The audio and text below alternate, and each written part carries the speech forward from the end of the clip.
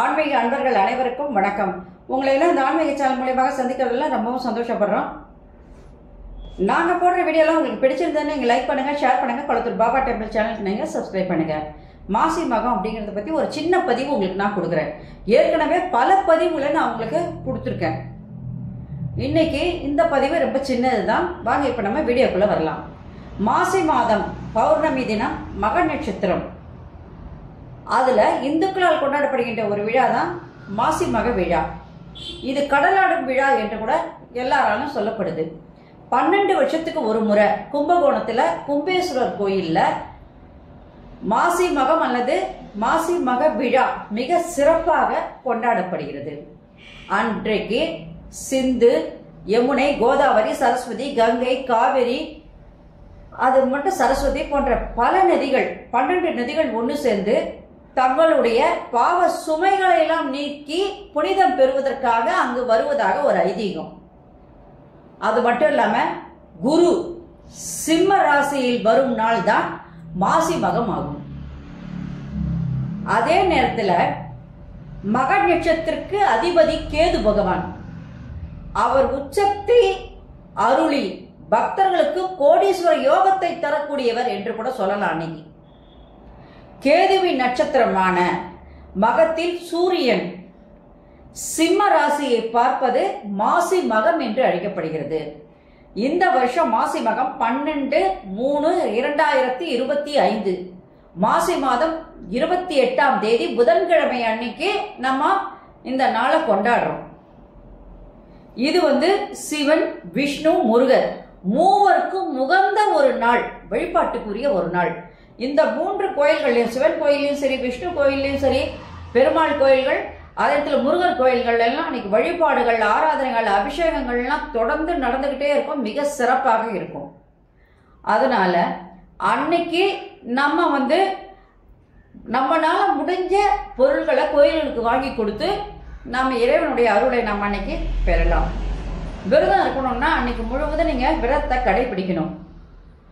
ஆறு, குளம், கடல் இவற்றில் நீங்க நீராடி அன்று முன்னோர்களுக்கு நீங்க தர்ப்பணம் கூட செய்யலாம்.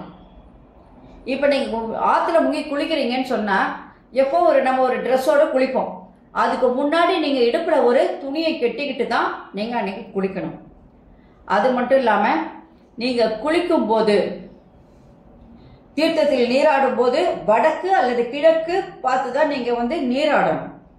அது மட்டும் இல்லாம தீர்த்தங்களை 3 முறை எடுத்து தலையில சுத்தி நீங்க இறைவனை வணங்கி கும்பிட்டுட்டு அதுக்கப்புறமா நீங்க 3 முறை உள்ள முங்கி முங்கி எழுந்துக்கிறீங்க. ஏன்னா ஈர ஆடையோடு அன்னைக்கு யாருமே முதல்ல முங்கக்கூடாது. ஈர ஆடையோட போய் இடுப்புல கட்டிட்டு போய் தண்ணியில குளிக்கணும் அப்படின்னு நீங்க நினைக்க கூடாது. உலர்ந்த ஆடையை கட்டிக்கிட்டு அதுக்கு மேல ஒரு துணியை கட்டி அதுக்கப்புறம் தான் நீங்க குளத்துல இறங்கணும். குளமோ அல்லது கடலோ எதில் நீராடுறீங்களோ அப்படி செய்யணும். அன்னைக்கு என்னன்னு கேட்டீங்கன்னா பிரம்மஹத்தி தோஷம் நீக்கக்கூடிய ஒரு நாள். அந்த புண்ணிய நதிகள்லாம் அங்க வர்றதுனால நீங்க இந்த மாதிரி தான் செய்யணும். அது மட்டும் இல்லாம முதல் முறை நீங்க முழுகி எழுந்துக்கிறீங்க, குளத்துல முங்கி எழுந்துக்கிறீங்க அப்படின்னு சொன்னா சிவன், முருகன், விஷ்ணு 3 பேருடைய கடாட்சமும் அன்னைக்கு கண்டிப்பா உங்களுடைய அருள் கிடைக்கும். 2வது முறை நீங்க முங்கி எழுந்துக்கிறீங்கன்னா சொர்க்க பலனானது கிடைக்கும். 3வது முறை முங்கி எழுந்தீங்கன்னா புண்ணியமானது உங்களுக்கு கிடைக்கும். இந்த மாதிரி நீங்க நீராடினதுக்கு அப்புறம் கண்டிப்பா இறை வழிபாடு செஞ்சுட்டு அன்னதானம் கண்டிப்பாக நீங்க அன்னைக்கு செய்யணும். அன்னைக்கு அன்னதானம் செஞ்சு ஒருத்தருக்கு எல்லாருக்கும் செய்ய முடியல, ஒரு 10 பேருக்கு செய்ய முடியல, என்னால ஒருத்தருக்கு தான் முடியும்னா கண்டிப்பா ஒரே ஒரு ஆளுக்கு ஏதாவது ஒரு சாப்பாடு வாங்கி கொடுத்து நீங்க அன்னதானம் கண்டிப்பா செய்யலாம். அதனால இந்த நதிகளில் நீராடுவது அன்னைக்கு அவ்வளவு விசேஷமானது. சரி, எங்களால் அங்கெல்லாம் போய் நீராட முடியாது, நாங்கள் வீட்டில் இருந்து தான் பூஜை பண்ண முடியும், எங்களுக்கு நாங்கள்லாம் வேலைக்கு போகிறவங்க இந்த மாதிரிலாம் செய்யறதுக்கு எங்களால் முடியாது அப்படின்னு சொன்னால் நீங்கள் வருத்தப்படவே வேண்டாம். ஒரு செம்பு எடுத்துக்குங்க. அந்த செம்பில் சுத்தமான நீர் எடுத்துக்குங்க. அதில் மஞ்சள் போடுங்க, கொஞ்சம் குங்குமத்தையும் போடுங்க, ஒரு துளி குங்குமத்தை போடுங்க, வாசனை மலர்கள் போடுங்க, வாசனை திரவியங்களை அதில் போடுங்க. போட்டுட்டு அதையெல்லாம் ஒன்று சேர்த்து புனித நதிகளை எல்லாம் அன்னைக்கு அதில் நினச்சி அது மேலே கை வச்சு 2 கை வச்சு மூடிடுங்க. அந்த செம்பை மூடிட்டு நதிகளை எல்லாம் நினச்சி அது உள்ளே இறக்குங்க. அதில் வர்ற மாதிரி செஞ்சுருங்க. அதுக்கப்புறம் உங்கள் இஷ்ட தெய்வங்கள் என்ன இருக்கோ அதெல்லாம் வணங்குங்க. முக்கியமாக அன்னைக்கு சிவன், விஷ்ணு, முருகர் 3 பேரையும் அந்த நதியில் கொண்டு வாங்க. கொண்டு வந்ததுக்கப்புறம் நீங்கள் எந்த தண்ணியில் குளிக்க போகிறீங்களோ அந்த தண்ணியில் இதை கலந்துருங்க.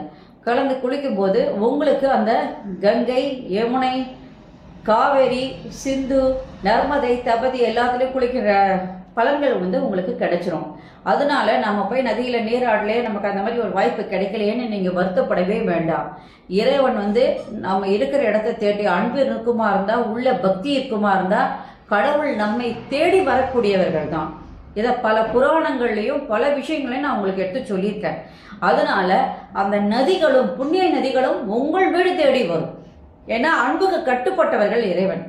அதனால உங்க வீடு தேடி உங்களுக்கு தேவையான என்ன பலன்களோ அதை அவங்க கண்டிப்பா தேடி கொடுப்பாங்க அப்படிங்கிறது தான் உண்மையானது.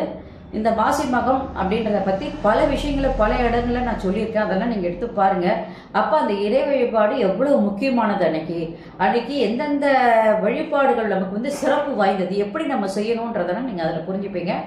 நன்றி, வணக்கம். இந்த வீடியோ உங்களுக்கு பிடிச்சிருந்ததுன்னு நீங்கள் லைக் பண்ணுங்க, ஷேர் பண்ணுங்க. கொளத்தூர் பாபா டெம்பிள் சேனலுக்கு நீங்கள் சப்ஸ்கிரைப் பண்ணுங்க. நாளைக்கு வேற ஒரு பதிவோட உங்களை நான் சந்திக்க வரேன். நன்றி, வணக்கம். Subscribe to my channel and please press the bell icon for more videos.